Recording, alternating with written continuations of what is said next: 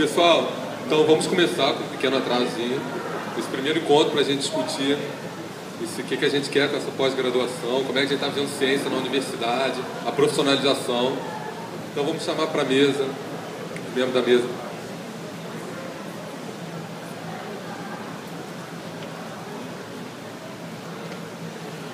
Bem, então tá. A ideia desse encontro é ser uma coisa bem informal mesmo, para a gente conversar. Acho que eles vão fazer uma breve apresentação sobre quem eles são, a proposta inicial, e a gente começa com as perguntas mesmo. Esse é o Roberto, ele é da ANPG, da Associação Nacional dos Pós-Graduandos. Por incrível que pareça, eu conheci essa associação há pouco tempo, eu não conhecia, mas ela existe e ela representa a gente nacionalmente. Então o Roberto vai falar um pouco sobre as propostas atuais de melhoria de pós-graduação. Na verdade, são propostas até bem antigas, que a gente pode retomar nesse momento, aproveitar essa força aí de todo mundo junto. Eu acho que pessoal, o professor Stevens também, ele é do Instituto de Ciências Biomédicas aqui do UFRJ. Oi? E do Instituto DOT de Pesquisa, vai focar um pouco mais na questão do pós-doutorado, mais relacionados a o que fazer no pós-doutorado, quais as dicas e quais as possibilidades. A professora Débora Fogel, que levantou agora.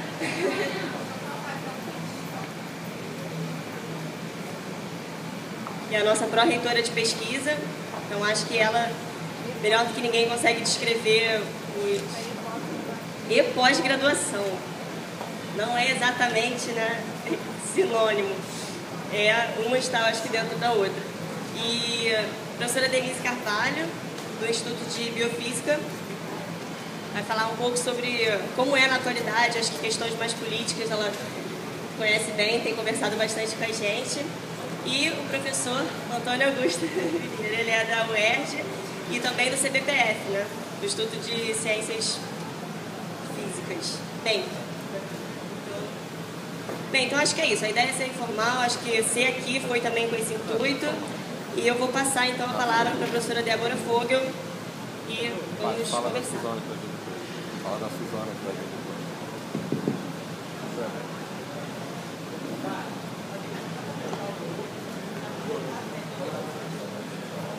Pois é, gente, desculpa. A professora Suzana vai chegar mais tarde um pouco, ela está dando aula. Ela vai chegar umas 3h30. Mas ela vai vir, ela falou que se empolgou em participar, isso é bom, né? Porque é a primeira vez que a gente vai poder ter essa chance. Então eu vou... Boa tarde a todos. Inicialmente, quero parabenizar, né, na pessoa da Patrícia, pela iniciativa de, enfim, até aproveitar esse espaço que tão subaproveitado aqui no nosso centro, para a gente fazer essa discussão aqui da profissionalização da carreira de cientista, né, da carreira de pesquisador. Eu, assim, na verdade, entendi, né, quando fui convidada, né, que a gente estaria aqui tratando e falando sobre esse assunto, né, que foi trazido recentemente até mesmo pela professora Suzana Rosel. Acho que foi, na verdade, através das falas dela, da palestra que ela deu, do texto que ela escreveu, que de uma certa maneira isso veio para mim assim como uma preocupação, pelo menos como objeto de reflexão. Eu acho que o que nós temos são muitas ideias. Eu entendo que esse é um espaço que a gente vai discutir, trabalhar, enfim, amadurecer um pouco essa ideia que, a meu ver, ainda enfim, ainda está verde, né? Ainda precisa de ser pensada, de ser melhor trabalhada. Eu confesso a vocês que eu, enquanto pró-reitora, se vocês me perguntarem qual a sua posição fechada nisso, eu diria que eu ainda não tenho. Eu estou, na verdade, aqui querendo ouvir, porque, como todas as questões da vida, ela tem diferentes facetas e essa não é diferente. Apenas no meu ponto de vista, enquanto pró-reitora, enquanto ex-aluna de pós-graduação que fui nessa mesma universidade, no meu entender, parte dessa discussão que hoje nós estamos atrelando ao mestrando e ao doutorando, para mim ela está um pouco deslocada. Eu acho que caberia sim a profissionalização da carreira de cientista, mas quando a gente fala do pós-doutor. Né? O pós-doutor é que eu acho que necessitaria de ter um olhar, uma atenção, enfim, especial no que diz respeito à sua regulamentação, regularização e profissionalização. Então, de uma certa maneira, funciona um pouco assim, até quando a gente lembra um pouco do que acontece em outros países, né? Por exemplo, nos Estados Unidos, a gente tem a figura do professor Teaching Associate, Research Associate, que ele está muito mais atrelado à figura do pós-doutor e não do estudante de mestrado e de doutorado. Então, enfim, eu trago essa contribuição no sentido da gente refletir também nesse cenário, né, o papel do pós-doutor, né, que tem tomado bastante vulto nos últimos anos. São várias, a própria CAPES e o CNPq perceberam que na própria pirâmide, vamos dizer assim, da organização das universidades, a fatia referente ao pós-doutorado era muito enfraquecida e colocou bastante ênfase em investimentos, criou várias bolsas de pós-doutorado. A gente tem, né, o PNPD, são vários programas que a gente hoje em dia tem possibilidade exatamente com esse movimento de entender que a figura do pós-doutor ela precisa e necessita encontrar um espaço de mais relevância dentro dessa cadeia da produção de conhecimentos na universidade. Eu entendo que no bojo da discussão da profissionalização, né, da carreira do cientista, do pesquisador,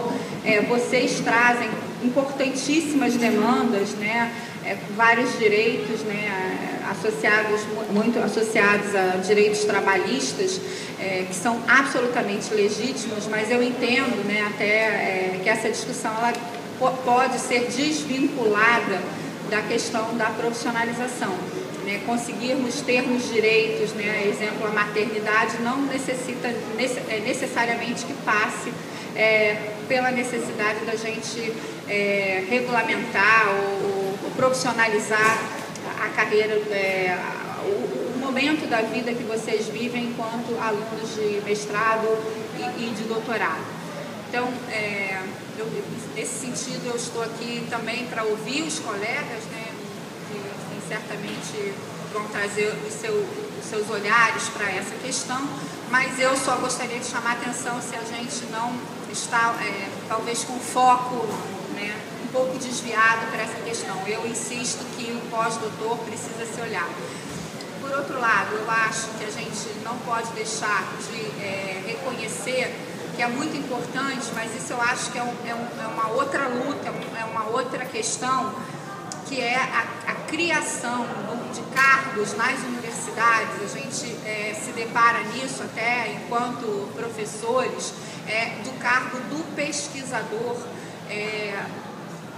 para aqueles que eventualmente, a gente se demanda muito com essa necessidade que a gente percebe clara, assim, depois que a gente teve um grande aporte e incentivo, né, por parte do governo, da criação de laboratórios multiusuários, em que a gente tem, às vezes, alunos de pós-graduação que se especializam. A gente tem aqui, eu dou de exemplo claro, né, da minha própria vivência, o Centro Nacional de Ressonância Magnética Nuclear. São equipamentos super poderosos, caríssimos, e que requerem pessoas altamente especializadas para operá-los. Tem muitos alunos que defendem suas teses, que ao usarem esse equipamento se tornam íntimos daquela máquina, conhecem perfeitamente, mas eventualmente são pessoas que não têm o interesse de continuar na academia, no sentido de virarem professores, estabelecerem grupos de pesquisa, mas são pessoas fundamentais, pessoas que pilotam aquele equipamento, que recebem os usuários. Então, o que fazer com essas pessoas que têm um amplo conhecimento, que são fundamentais nesse ciclo, né, que é a questão da pesquisa, e a gente não tem, né, assim, a possibilidade de contratar pesquisadores de nível superior, né, selecionados como são os nossos professores, né? Os nossos concursos são generalistas, a gente tem concurso para professor e para técnicos de nível superior, mas eles são selecionados a nível de um grande pool, então vem aquela pessoa que não casa.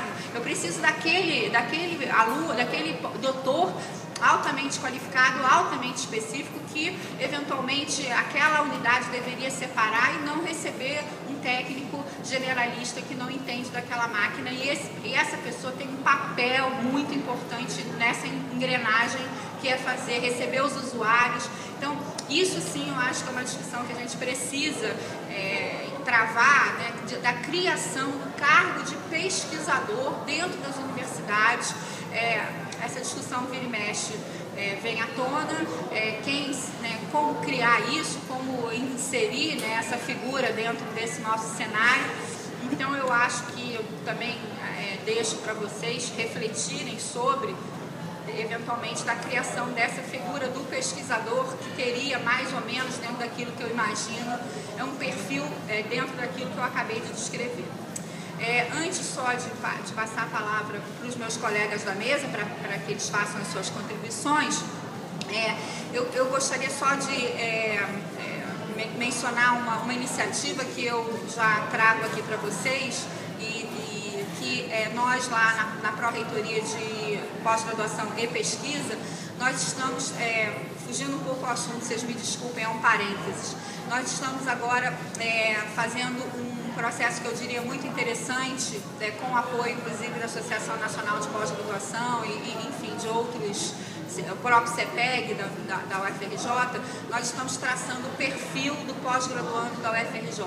Então, em breve, vocês vão receber um questionário que tem vários módulos, inclusive isso. Quem é o pós-graduando? Assim, quando a gente, o aluno da graduação, é muito fácil da gente entender qual é o nível social. Quando a gente reivindica bolsas, aumentar o valor da bolsa, quem é o aluno da pós-graduação? Não existe nenhum trabalho, até onde eu acompanhei e conheça, que acompanhe, que tabule, que registre, que faça o perfil pessoal, econômico, social, até de aspirações do nosso pós-graduando atual. Então nós estamos muito empenhados, já existe um formulário que a gente está submetendo a vários olhares para pensar de que maneira a gente vai encaminhá-lo, e essa pesquisa feita na UFRJ já foi apresentada na Andifes, e a Andifes se interessou depois, no segundo momento, fazer isso para a gente ter um perfil do pós-graduando a nível de Brasil, certamente com o intuito de trazer informações para quem somos, Eu vejo aqui o Vitor, que é o representante dos pós-graduandos no CEPEG, e eu até hoje estive conversando com ele de que maneira a gente pode, e eu gostaria, Patrícia, de ter também a participação e o olhar de vocês para que a gente gere o melhor formulário possível, e eu já peço a vocês que no momento do recebimento desse questionário, que vocês percam alguns minutos preenchendo, entendendo que eu acho que é uma iniciativa importante, como um primeiro olhar, um primeiro conhecimento de quem são os pós-graduandos brasileiros. Essa discussão não deixa, de uma certa maneira, de estar descolada de tudo aquilo que a gente vai tratar e está discutindo aqui hoje. Então, eu acho que era essa a minha contribuição inicial e enfim, durante o debate, certamente voltarei, se for necessário, para emitir outras opiniões. Muito obrigada.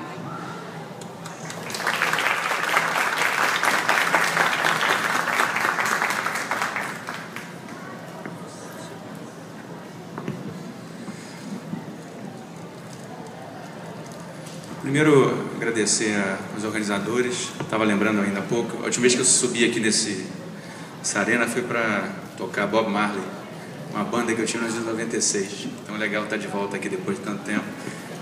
A Mula Rouca. E é legal estar de volta aqui, ainda mais com a mobilização feita pelos estudantes. E dá uma sensação legal de que acho que a gente só vai conseguir resolver as coisas, ainda mais com um problema desse, com a mobilização das associações de quem está presente aqui também.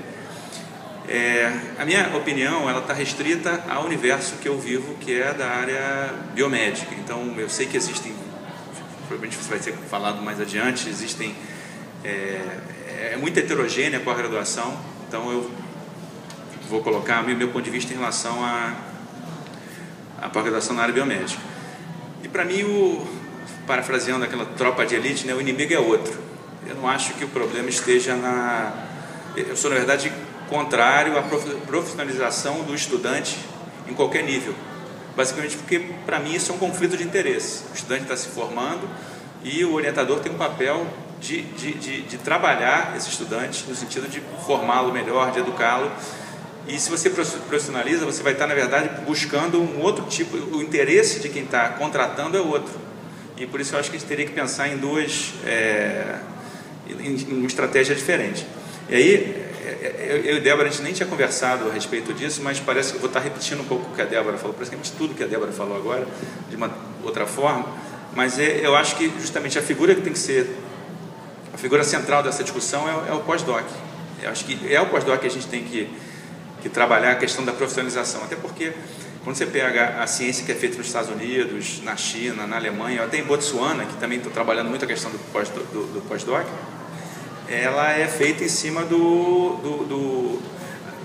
a base da pirâmide é no pós-doc, daquele profissional que está formado e que agora está numa fase de amadurecimento. Eu, por exemplo, sou contra a absorção imediata de um recém-doutor para o quadro da universidade. Eu acho que esse recém-doutor ele tem que melhorar a formação dele, seja no exterior, ou seja aqui. A gente já tem um número de doutores razoável que às vezes nem todo mundo quer ir para o exterior. Então tem que ter também a possibilidade de fazer um pós-doc aqui. Então eu sou a favor da profissionalização do pós-doutor e não do estudante. O que mais? Por exemplo, no exterior, eu fiquei 6 anos fora, fiquei 3 anos como Postdoctoral Fellow, depois eu fui contratado como Research Associate, como a Débora falou. E eu tinha todos esses direitos que a gente está discutindo aqui. Eu recolhia a previdência, tanto quando eu voltei para o Brasil, eu recebi a minha aposentadoria, o meu pedaço lá. Então tem coisas que dá para a gente fazer aqui, independente de uma legislação maior. Eu acho que isso tudo dá para a gente fazer, inclusive via... A minha proposta, na verdade, seria... Primeiro, você ter um salário de pós-doc equivalente ou maior ao salário de entrada de um professor na universidade. Porque quando isso não acontece, você tem o pós-doc que se sente no limbo e o cara fica o tempo inteiro estudando para concurso.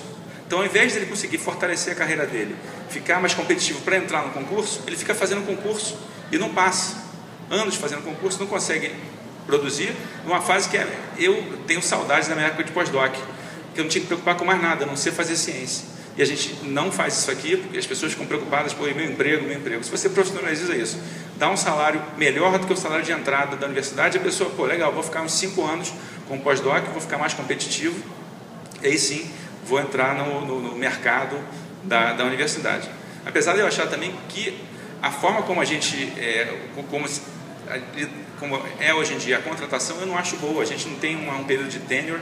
A pessoa, depois que ela entra na universidade, seja professor ou seja técnico, seja mal ou bom profissional, ele não é mandado embora, praticamente não é mandado embora. Então você não tem nenhum tipo de estímulo ou incentivo para que essa pessoa faça o melhor trabalho.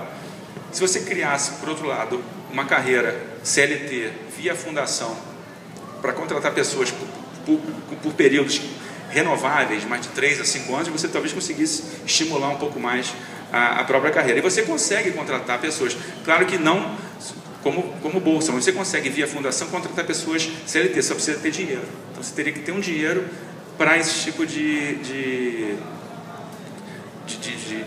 profissão. E dentro dessa figura do pesquisador na universidade, tem que, obviamente, trabalhar a questão da insalubridade, previdência, direito a férias, licença maternidade. Isso, na verdade, tem que acontecer na figura do pós-doc, e se ele fosse contratado via CLT, ficaria mais fácil ainda. Como a Débora falou, quer dizer, na universidade a gente não tem a figura do pesquisador, mas em outros institutos, outras instituições, ela já existe. O que mais?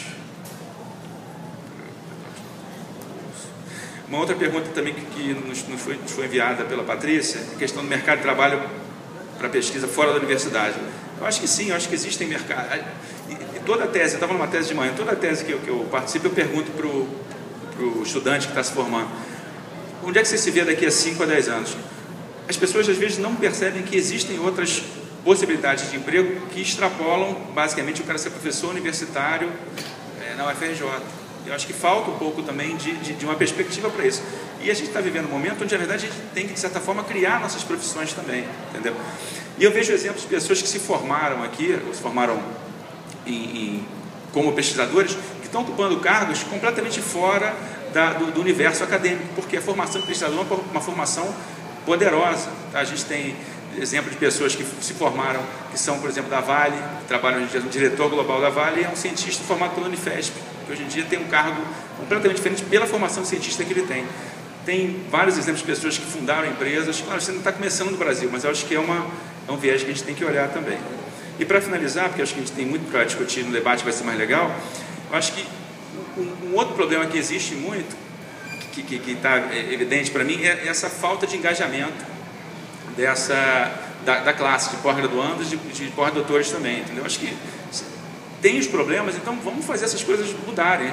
Está acontecendo aqui hoje um debate, mas pô, faz greve, vai para a rua, entendeu? Para a universidade, manda carta para a Dilma, isso que tem que acontecer, entendeu? Não sei se nem todo mundo está ciente, o ano que vem vai ser um ano de muitos cortes, tá? Tem especulações de que 70% da verba para a ciência e tecnologia vai ser cortada no ano que vem. Então é um tipo de questão que a gente tem que discutir aqui e tem que fazer barulho. Então, eu agradeço mais uma vez a oportunidade, eu acho que a gente tem várias coisas para discutir aqui. Eu acabei extrapolando um pouco a questão da profissionalização do estudante, dei meus motivos para isso, mas eu acho que esse movimento e essa discussão não pode parar. Bom, obrigado, gente.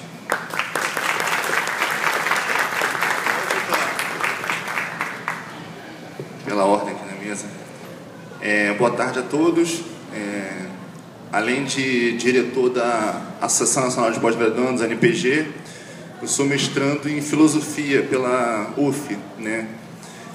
E eu sempre gosto de destacar isso porque eu acho que essa discussão ela acaba esquecendo um pouco boa parte das áreas que existem na pós-graduação. Então, é bom você ter outros olhares sobre esse tema, acho que enriquece. Gostaria de parabenizar e agradecer o convite aqui, né, para poder participar dessa importante discussão. Seguinte, eu acho que concordo assim, com bem interessante as falas anteriores, eu concordo bastante com o que foi dito, né, e também gostaria só de fazer algumas provocações aqui e deixar mesmo para o debate, para a gente poder abordar outras questões que, porventura, eu não tenho abordado, né? Já que é uma discussão muito ampla e daria para falar aqui horas e horas sobre ela. Se a gente parte de um pressuposto que eu acho que é um consenso, né? Que é a situação do pós-graduando hoje, ela é uma situação que não condiz com a sua importância dentro do sistema de pesquisa no Brasil. Acho que assim, eu não vi nenhuma fala em nenhum dos debates que eu participei de alguém discordando disso, né? Mas eu acho que a gente precisa evitar um certo tipo de, como poder dizer, um certo tipo de fla-flu, né? Que se você é contra a proposta de profissionalização, você então não está preocupado com a situação do pós-graduando, né? Ou seja, acho que a gente precisa evitar isso, ou seja, problematizar essa proposta que está colocada não significa, muito pelo contrário, que a gente não esteja tentando buscar soluções para o pós-graduando, né? Então, assim, essa luta por direitos não é uma luta nova, né? É uma luta muito antiga, que ela faz parte, inclusive, da essência da ANPG, né? A atual reitora da Unifesp, a professora Soraya, que foi presidente da ANPG no início da década de 90, já chegou a apresentar um Estatuto de Pós-Graduandos, né? Colocou em discussão o Estatuto de Pós-Graduandos. Inclusive envolveu o Florestan Fernandes, diversas figuras, né, do meio intelectual. Então é uma luta antiga, e se você vê o seguinte, o próprio conquistas recentes como a licença maternidade não foram conquistas que vieram do nada, né? Foram conquistas que vieram em torno dessa luta por mais direitos, né? Como a professora Débora falou, é uma conquista que existe hoje e que não precisou passar necessariamente pela profissionalização do cientista. Você conseguiu conquistar direitos, sem passar necessariamente por isso. Precisa entender algumas coisas. Assim, eu acho que o professor que colocou bem, hoje, até o próprio crescimento da pós-graduação, né, ela tem, eu tendo a achar que ela tem criado um fato novo, né? Ainda incipiente, mas que tende a acelerar bastante, que é a própria diversidade da formação da pós-graduação. Acho que hoje, ao contrário do que alguns anos atrás, existe muita gente que faz pós-graduação e que não necessariamente pretende ou quer ou vai ser um professor docente na universidade. Existe hoje uma grande demanda de formação, inclusive na pós-graduação, para atuar no ensino básico. Eu, por exemplo, além de ser pós-graduado, sou professor da rede básica.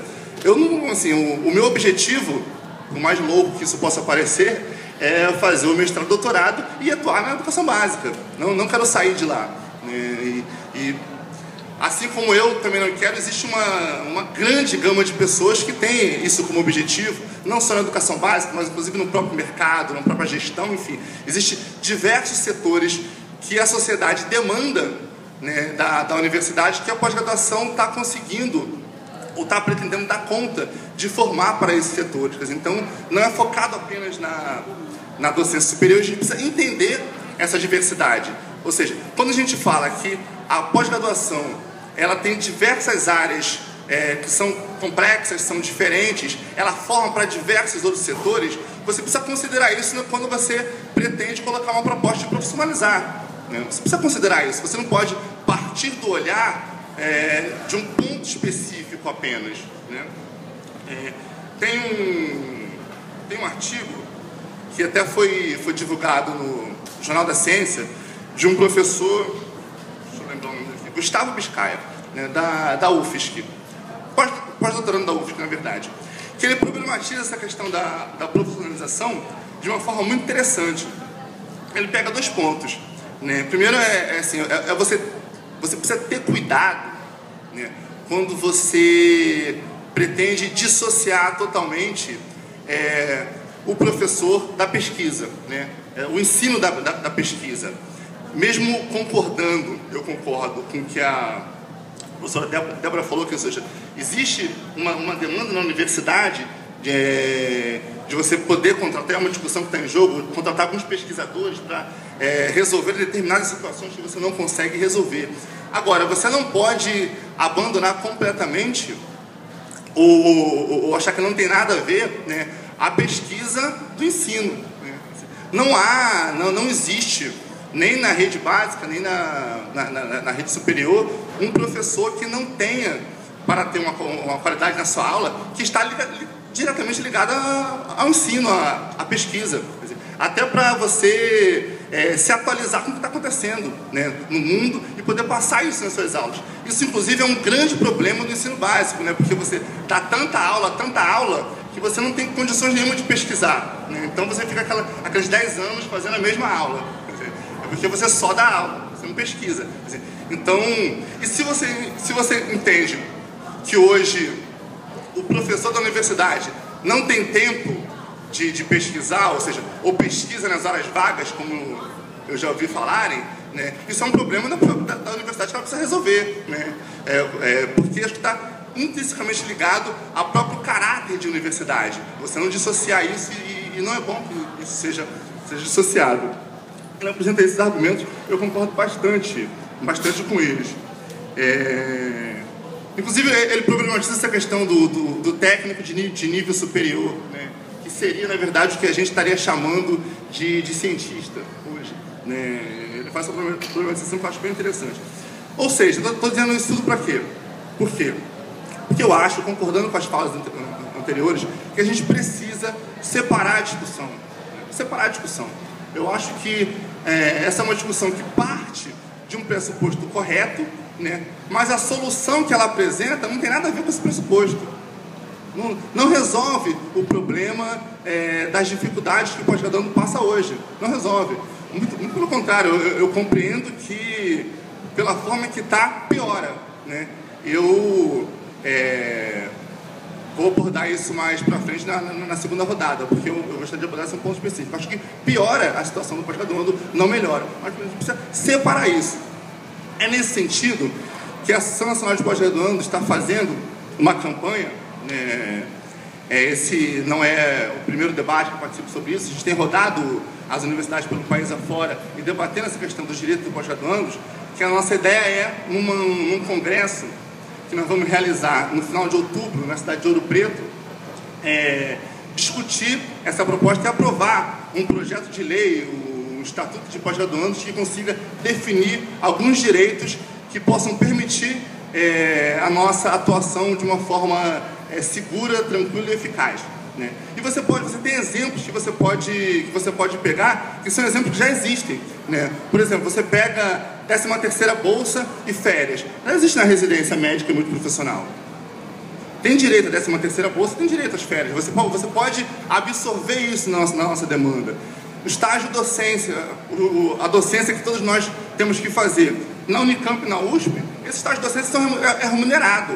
Então você pode discutir que existe muita reclamação de que eu trabalho como docente no semestre e não recebo. Mas existem exemplos de que você pode receber, sem necessariamente passar pela profissionalização. Isso existe na Unicamp e na USP, porque nós estamos querendo também absorver isso na nossa proposta. Absorver a licença maternidade também no projeto de lei, que hoje existe apenas como portaria. Ou seja, a portaria ela pode ser revogada com mais facilidade. Então a gente precisa colocar isso num projeto de lei para poder assegurar que não se perca. Existem diversos outros direitos que nós estamos discutindo para chegar nesse formato, mas eu acho que a valorização e você modificar a situação do pós-graduando hoje, ela passa por essa criação de uma lei específica que regulamente isso, que não é uma lei que cria uma outra profissão. Eu acho que são coisas diferentes e eu pretendo aqui ouvir bastante vocês e chegar aqui a consensos para que a gente possa avançar nessa discussão. Obrigado.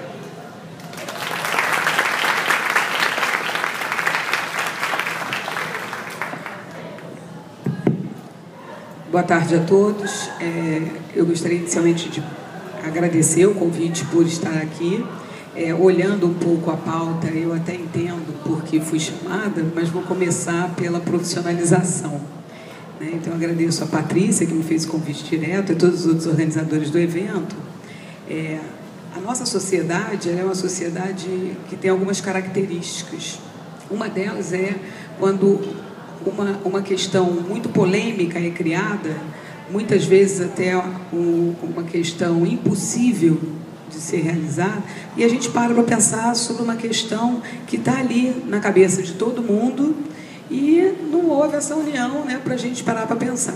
Eu acho que com relação à profissionalização do cientista aconteceu isso. Isso parece tão estapafúrdio, uma ideia tão para pessoas que estão de fora, né? O que é um cientista pós-graduando? O que é ser um cientista? Se eu perguntar aqui para vocês qual a principal característica de um cientista, muito provavelmente nós teremos 50 ou mais opiniões diferentes. Não é verdade? Então, qual a principal característica, a gente não sabe. O que é ser um cientista? Vou fazer uma pergunta.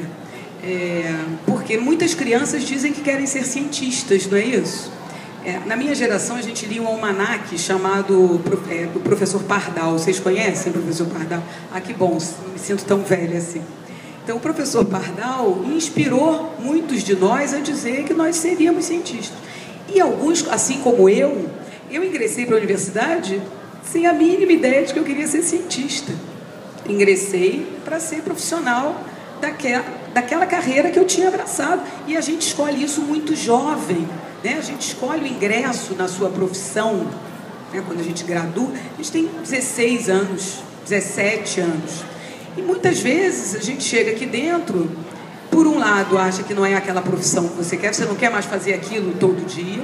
Por outro, quando você está numa instituição que tem pesquisa forte, como a Universidade Federal do Rio de Janeiro, isso aconteceu comigo, a gente começa a vivenciar o laboratório e desperta na gente a vocação do cientista. Então, como é que a gente vai dizer que eu, porque achava que não era cientista, hoje não sou? Você entende? Será que eu era cientista quando me formei em medicina aqui? Com certeza, eu já estava na pós-graduação, eu já tinha feito um longo trajeto de iniciação científica. Então, a iniciação científica é um dos melhores programas do mundo, que é o que faz o graduando entrar no laboratório, se apaixonar, porque é isso ser cientista, né? É se apaixonar pelas questões que estão ali postas nas diferentes áreas e perguntar, ter curiosidade, perseverança, etc, etc, etc. E assim a gente começa a se desenvolver como pesquisador. Então, é óbvio que as características de um cientista, ela pode acontecer durante a graduação. Agora, independente de qualquer coisa, né, quando a gente passa para pós, então existem diferentes níveis de formação. A formação em nível de graduação, a formação em nível de pós-graduação. E qual é a diferença? A graduação, ela pode ser uma formação terminal. Eu posso me formar em farmácia e ser farmacêutica. Eu posso ser médica, fazer ou não residência, porque não era, pelo menos não era obrigatório, fazer um concurso público e ficar trabalhando na rede, atendendo paciente, ter consultório, tá certo? Então, qual é o papel da pós-graduação? A pós-graduação complementa a formação na graduação. Complementa a formação na graduação também na área profissional. A pós-graduação é em clínica médica, a pós-graduação é em fisioterapia, e a pós-graduação na área, que eu acho que a gente está discutindo aqui, mais científica. Então, na verdade, o que é ser um cientista quando a gente é um mestrando?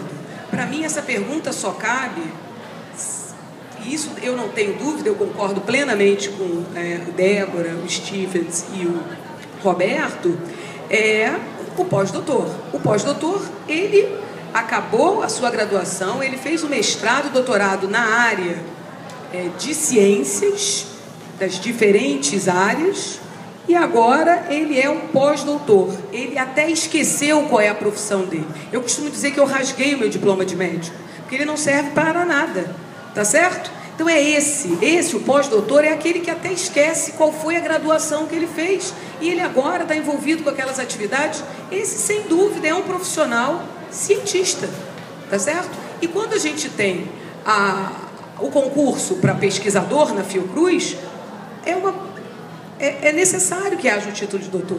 Não há como você ingressar na carreira de pesquisador neste país e do mundo sem ser doutor. Então é porque para formar um cientista, para mim pelo menos, há necessidade dessa pós-graduação que é o mestrado e o doutorado. E aí a questão do pós-doutor é grave, porque foi usada aqui a palavra limbo. Na verdade, é assim no mundo todo, né? Só que é assim no mundo todo, até que assim no mundo todo para qualquer carreira que não seja serviço público. Você pode ser mandado embora a qualquer momento numa empresa. Não tem nenhum problema do pós-doutor ser um contrato temporário, desde que ele tenha todos os seus direitos trabalhistas assegurados. É isso que eu estou entendendo que foi chamado de limbo, porque é realmente um limbo, é um profissional pós-doutorado, sem dúvida nenhuma, um cientista que não tem direito a férias, 13º, conta tempo de serviço. Então é muito grave tudo que acontece nesse país com relação ao pós-doutor. Com relação ao mestrando e o doutorando, é uma fase da vida que eu também acho, são bolsistas, eu também acho que deve haver, como foi muito bem colocado pelo Stevens, e o Roberto falou que já houve essa conquista da licença maternidade, que era um dos absurdos. A possibilidade de você ser remunerado por atividades fora dos seus estudos, como é uma atividade profissional, né, dar aula, é perfeita. Por que não? Tem que ser.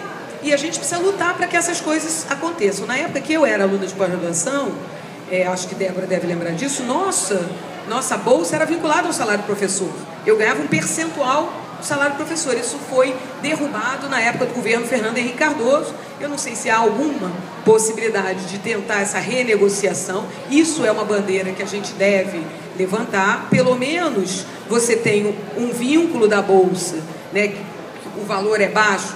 Se for tão baixo quanto é do salário de um professor, justo. E era um percentual de 70% do salário, seja de assistente ou de auxiliar na época, se eu bem me lembro. Então essa questão eu acho que passa por aí. Deve-se pensar nesses direitos que não existem. qual é o problema da profissionalização nessa época? A Bolsa vai passar a descontar imposto de renda. Vai passar, vocês entendem? Você profissionaliza, a Bolsa passa a ser salário e não Bolsa. E o aluno é aluno ou não é aluno? Muita gente chama o pós-doc de aluno. Vocês vejam como a gente é uma sociedade atrasada. Eu falo, pós-doc não é aluno. O pós-doc é pós-doc. Tá bom, chama ele de estagiário, já que não há, né, o cargo pós-doc que devia haver. Então ele é um estagiário de pós-doc e ele tem um supervisor. Ele não tem mais orientador, gente. Ele não é um pós-graduando, que tem um orientador, que está em fase de formação após a graduação. Bom, para terminar, eu depois fico aberta a questões relacionadas à profissionalização. Eu só quero assim, justificar, eu acho, a minha vinda, né, Patrícia? Eu acho que é porque eu fui diretora do Instituto de Biofísica Carlos Chagas Filho há bem pouco tempo, tenho um contato grande com os pós-graduandos, né, a gente conversa bastante. E, na verdade, lá no Instituto eu tinha um problema na época da minha gestão, que era quem seriam os pós-graduandos que assumiriam os postos colocados no Conselho Deliberativo, no Conselho de Pós-Graduação. Não havia alunos sequer querendo participar. Isso é muito triste, por isso eu comecei dizendo que é muito importante que essa questão tenha sido levantada, porque a gente se volte e diga por que os alunos de pós-graduação não querem mais ser representantes nos conselhos das instituições, né? Eles estão efetivamente vestindo a camisa dessas, eles estão se sentindo pertencendo ou eles estão ali como usuários daquele local? Isso é para que vocês reflitam. Então eu levantei essa bandeira de que a gente precisava retomar a questão da representação, porque aqui se fala de qual é o espaço do pós-graduando. Gente, quando a gente deixa o espaço vago, ele é ocupado, porque vácuo não existe, não é? Aqui, se a gente põe o vácuo, ele termina. Então ele é ocupado. Se vocês deixarem o espaço vago, esse espaço será ocupado. Então não deixem ele vago, ocupem. O espaço é de vocês e a gente está do lado de vocês, né? Nós fomos pós-graduandos há pouco tempo, mais ou menos. Pouco tempo. Mas eu acho que eu fui chamada por causa da questão do ensino e pesquisa, né? O Dr. Chagas, vocês que passam ali por aquele blindex veem, eu fiz questão de botar a frase dele não só na entrada do estacionamento, mas também na entrada do lado de cá, que é aqui se ensina porque se pesquisa. Essa frase não é original. O Chagas, na verdade, repetiu o que o pai dele dizia, que é o Carlos Chagas. E, na verdade, como era, assim, o Chagas conhecia, ele viajou muito, os modelos, né, de universidade do mundo, da Europa, né? Naquela época, europeus. E aí a gente tem o modelo francês, que é um modelo nas universidades francesas originais, porque isso está mudando na França, onde havia um distanciamento entre as atividades de pesquisa, e as atividades de pesquisa lá são majoritariamente feitas em institutos de pesquisa, como é o Instituto Pasteur, por exemplo. Dentro da universidade, são os maîtres de conférence, que são os professores, na maior parte das vezes. Na verdade, houve essa separação, as universidades se basearam muito mais no modelo ligado à questão político-partidária, que não vale a pena a gente discutir aqui hoje, mas houve esse afastamento da academia, da formação em nível de graduação. E isso fez com que a Universidade Francesa sofresse muito. Então, não precisa a gente discutir isso. A universidade que deu certo foi o modelo alemão, que é de Humboldt, que é a pesquisa dentro da universidade. O professor que faz pesquisa, ele ensina melhor. Ensina melhor, não estou dizendo que ele é mais didático, não é isso. Ele faz o aluno pensar, mas é óbvio que pensar, às vezes até quando a gente está dando aula, dá a impressão que dói, mas não dói. É importante que a gente pense, porque a gente está formando pessoas críticas para o futuro desse país. Seja para atuar aqui na universidade, seja para atuar nas empresas, seja para atuar no mercado de trabalho direto, atendendo gente. Quanto mais crítico, quanto mais pensador, melhor será o profissional, seja ele em que nível for. Então, eu concordo plenamente com o professor Chagas. Aqui se ensina porque se pesquisa, e eu vou terminar falando uma coisa que ele dizia sempre para gente que teve oportunidade de ter aula com ele. A diferença entre o professor e o aluno não deve ser porque o professor leu o livro antes do aluno, tá certo? Então, é óbvio que a gente é muito penalizado. Nós temos que atender a editais, temos que fazer relatórios, temos que orientar os alunos de pós-graduação, temos que atuar na graduação. Você está vendo o que eu estou dizendo? Temos como se isso fosse uma coisa muito ruim. Mas nós escolhemos isso. Eu fiz concurso para professor. Eu não fiz concurso para pesquisador. Eu assinei um contrato de professor 40 horas DE. E é isso ser professor 40 horas DE. Se eu tivesse insatisfeita, eu abriria mão do meu contrato de trabalho e iria atuar em outra área. Obrigada.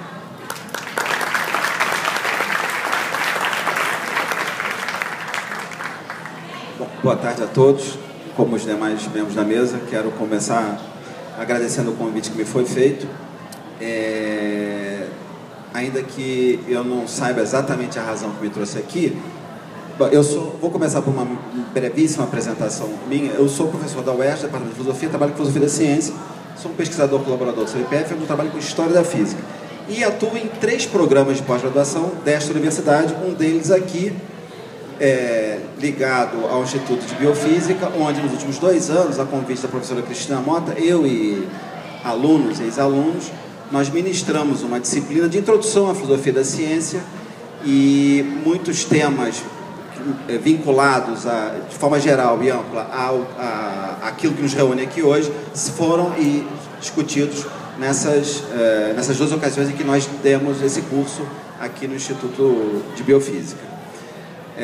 Ou seja, de uma certa maneira, o tema da mesa faz parte não apenas das nossas reflexões enquanto profissionais, mas também da nossa atividade didática. Bom,